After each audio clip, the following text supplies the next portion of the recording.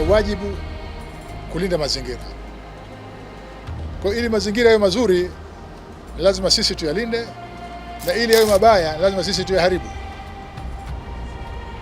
Sasa sisi tuna dhamana ya kuhakikisha kwamba Watanzania wanaendelea kulinda mazingira.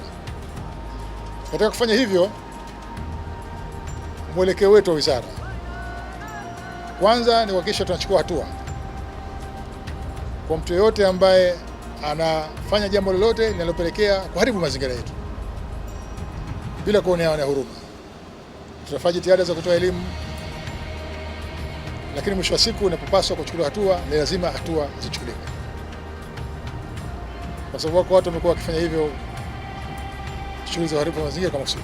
Lakini pia pale ambapo unapotokea mtu ama taasisi ama kikundi cha watu kinafanya vizuri katika shughuli zake na kupelekea kufanya mazingira yetu yawe bora, tuna wajibu wa kuwapongeza. Nasema carrot and stick.